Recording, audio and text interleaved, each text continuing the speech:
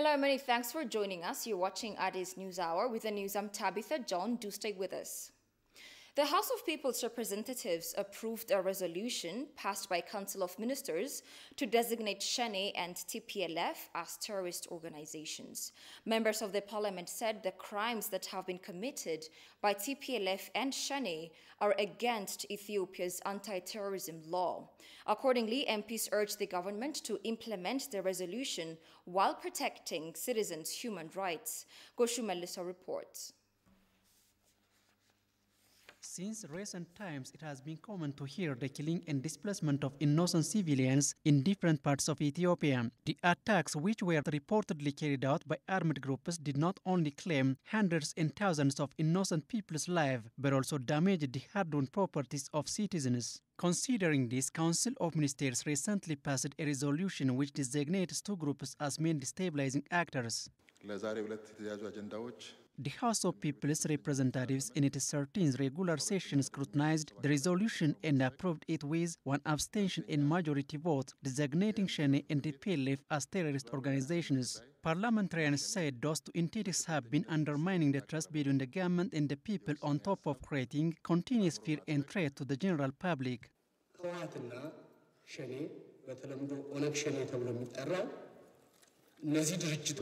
Various terrorist acts committed in Wallagga, Benshangul Gumuz and Ataya over the past 3 years claimed the lives of many people, which was never seen in a country's history. So labeling TPLF and Shane as terrorist organization is a proper right, rather it was delayed. The two terrorist groups did more than what ISIS, Al-Shabaab and Boko Haram did. They killed innocent and hostage female university students. I ask the government to clear the details of crimes on human life and property to the parliament. The government should work to address those problems.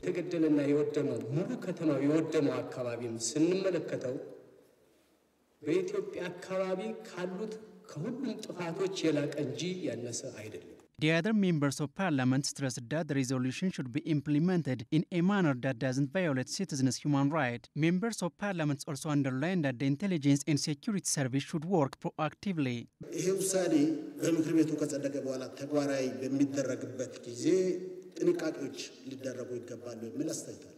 The government has passed the right decision.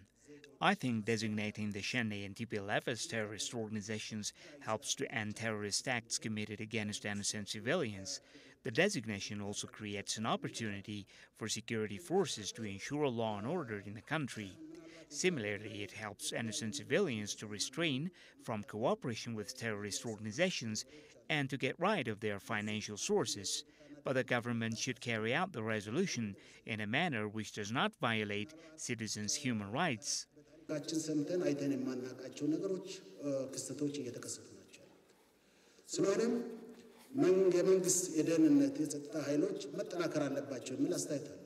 Briefing members of the parliament regarding the implementation of the resolution, Attorney General Gideon Timotheos reiterated that the resolution will be implemented in a way that respects human rights.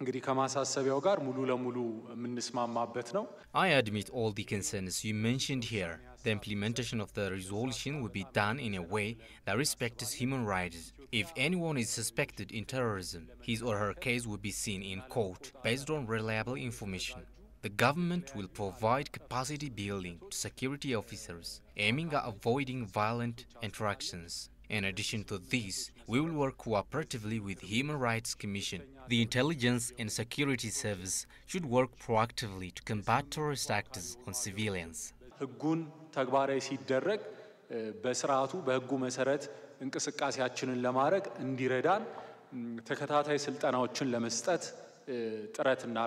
Meanwhile, the House of People's Representatives examined and approved a draft document referred to amend the Ethiopian Overseas Employment Proclamation. The Council of Ministers approved a resolution on Saturday to designate the TPLF as a terrorist organization along with the OLF Shane after several attacks in different parts of the country targeting civilians and public infrastructure over the past couple of years. For more insight on this issue, Fasil Sileshi, an experienced lawyer and a political analyst, joins us over the phone. Many thanks for your time, Fasil. Thank you very much. Tabitha, can you please reflect on the legal implications of designating these groups as terrorists? Let's dwell on a moment on how the international law is about designating groups as terrorists. Okay, thank you very much. As a well-known fact, terrorism is a global threat and causing serious peace and security problems in the world. So the global community has international instruments which oblige all states to have prevented and suppressed this terrorism acts. So Ethiopia is under obligation to, have a law to prevent and suppress terrorism acts. And accordingly, when Ethiopia came up with, designating these two terrorist organizations as terrorists, will help her to, combat this problem and get international assistance from other countries, so that the international community will cooperate with Ethiopia in terms of, finding and bringing those terrorist groups and perpetrators, organizers, facilitators, or planners of these terrorism acts. Therefore, internationally, Ethiopia will get an assistance from other states whenever it needs. That is the international implication of having designated these two terrorist groups, in my opinion. Okay, so while designating groups as terrorists works perfectly for the TPLF because of its visibility, be in the diaspora or here in the pockets of Tigray fighting this guerrilla fights, the Shane seems to be rather an unknown entity. How do you see that? As far as Shane is concerned, there's a well-known fact that the OLF from beginning from the years of 1960s has its own armed personnel. However, after the change took place in this country 3 years ago, the OLF has get registration of the National Election Board to participate peacefully in the democratic political process of the country. However, the armed group of this political organization has disassociated itself and never accepted the peaceful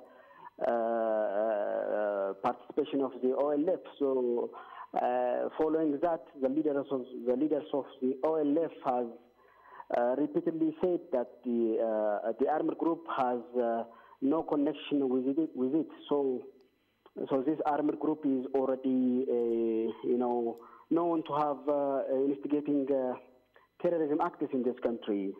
And when we come to the law doesn't necessarily talk about an organization which has a legal personality, but also a group of 2 or more individuals can also be considered as an organization as far as terrorism is concerned. Therefore, this group of armed personnel could also be designated as terrorist organizations. As far as the law is concerned, it is so clear that not only legal personality is required, but also any group of people could also be designated as terrorist groups. The law is so clear. Okay, my final question for you is, many have been complaining that given the magnitude of the attacks by these groups and the security implications for the nation, that this decision comes late. What's your take here? Yes, it seems that the decision of the government could also be said that it is too late, but later is better than never. So designating this organization late should also be appreciated. Not to, we don't have to just go back and just complain that the government is too late. All right. Thank you so much, Fasil Seleshi, for your insight. Have a great evening. Thank you. You too. Okay. President Sahle-Work Zewde has defended the disputed Gerd Fillings as she visits Niger, a non-permanent member of the UN Security Council. Meanwhile, Egypt and Sudan officials are still trying to convince their false narratives about the Grand Ethiopian Renaissance Dam. Emmanuel Jorge compiles the following recap. Concerning the disputed Grand Ethiopian Renaissance Dam, tensions are rising between Ethiopia, Sudan and Egypt. The two downstream countries are complaining that Ethiopia should sign a binding agreement before the second phase filling of the dam reservoir. So far, Egypt and Sudan redundantly were causing the tripartite negotiation to fail by offering additional agendas out of the blue and to pretend like the AU could not succeed to solve the issue. According to Ahram Online, the Egyptian Foreign and Irrigation Ministers told U.S. Special Envoy for the Horn of Africa Jeffrey Feldman on Wednesday that Egypt still hopes an agreement is reached on the GERD before the second phase of filling scheduled for the next summer. Egyptian ambassador to U.S. told Egypt Daily that Egypt's hope is mainly the U.S., saying that only Washington can save the Renaissance Dam negotiations now. Egyptian's former foreign minister Mohammed al-Orabi was expressing their provocative behavior, saying Ethiopia and the international community will not take the GERD matter seriously unless Egypt and Sudan armies show they can deter any threat in the name defending their right, which is their monopolistic control over the Nile. While Egypt is striving to make the UN Security Council and other Western powers negotiators being hopeful that they may side with her, another member of the Security Council, Russia, said it stands by the principle of African solution for African problems. If all the three countries come together, the other countries need to set up the right environment for this. Ethiopia has been repeatedly expressing its commitment to solve the issue diplomatically through negotiations only under the auspices of the African Union. The trilateral negotiations that has taken place in Kinshasa under the auspices of the African Union, particularly the chairmanship of the DRC, unfortunately that could not succeed because of the differences of the agendas.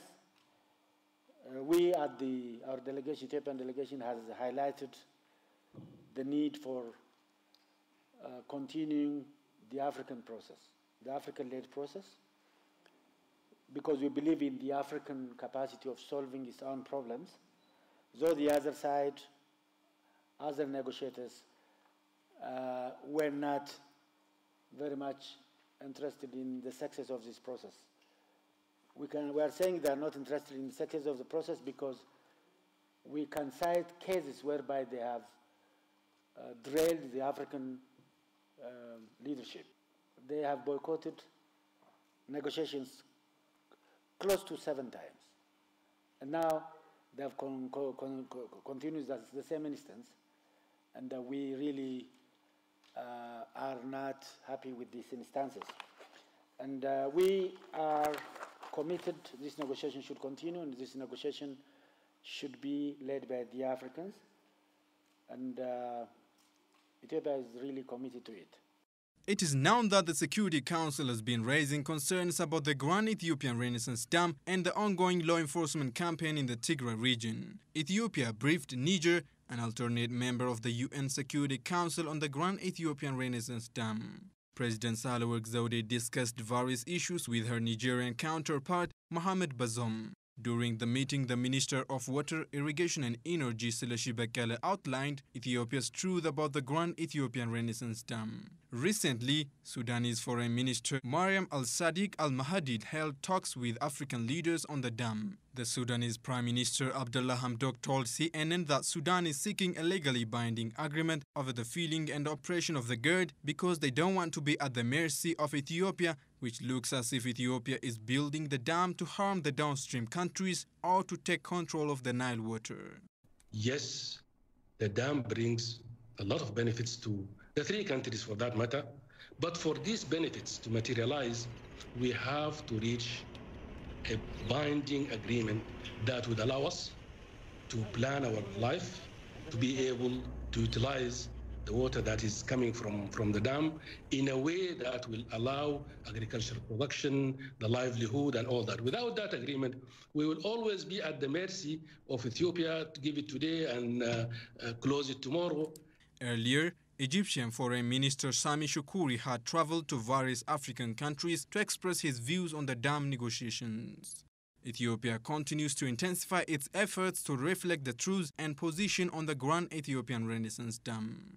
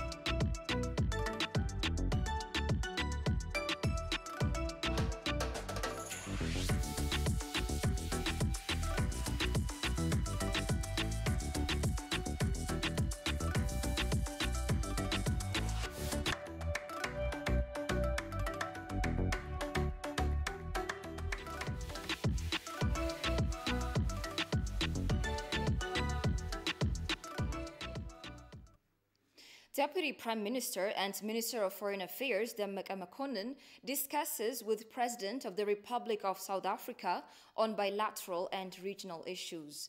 During the meeting, Dammaqe informed the President on current issues in Ethiopia and updated the President on the ongoing humanitarian assistance in the Tigray region. He further expressed the work that has been done and the commitment of the government to investigate alleged human rights allegations and bring the perpetrators to justice.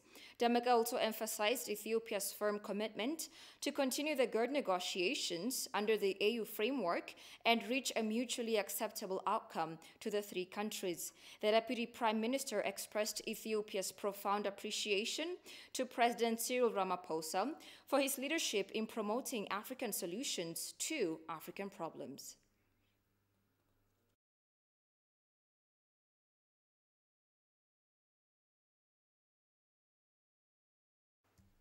Ethiopian ambassador to the U.S., Fitsum Arega, wrote a letter in response to the joint letter of 5 U.S. senators in Ethiopia's current situations.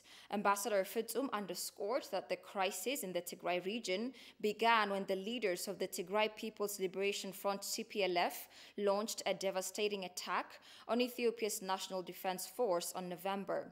The ambassador expressed that Ethiopian government has provided unlettered access to international relief organizations to all parts of the Tigray region following the crisis happening there. According to Fitsum, the belligerent acts of isolated bands of TPLF remains the major obstacle to delivering relief aid to remote locations in Tigray. Noting the Ethiopian government provides some 70% of the humanitarian aid in Tigray, Ambassador Fitsum invites the international community to increase its humanitarian contributions to match the level of concern it has repeatedly expressed. Appreciating U.S. senators' concern in Ethiopian affairs, Ambassador Fitsum called on open discussions on issues of mutual interest. He also affirmed Ethiopia's commitment to maintaining the strong bilateral relations with the U.S., which spans over a century.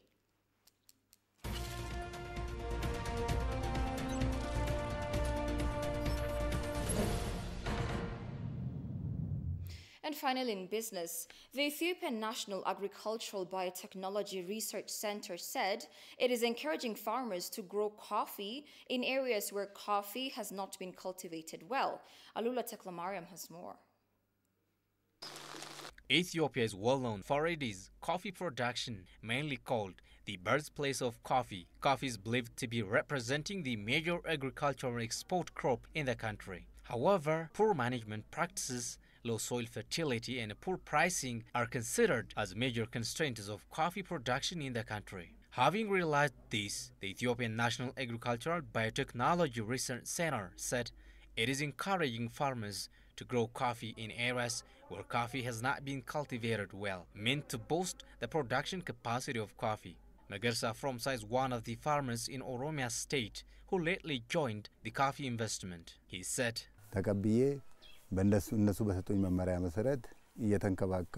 I first received the coffee seed along with advice from the agriculture experts in our localities. I then began to cultivate the coffee in accordance to their counsel, and in 2 years' time, I have been able to harvest it.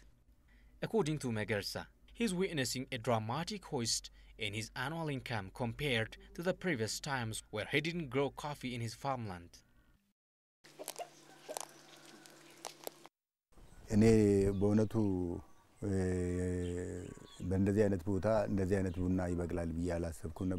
I have never imagined that I could be effective in the coffee production investment in such topography. Economically, it is so profitable to grow coffee. The National Agricultural Biotechnology Research Center thus intends to galvanize the economic capacity of agrarians in the West Shore zone of Oromia State, encouraging them to grow coffee.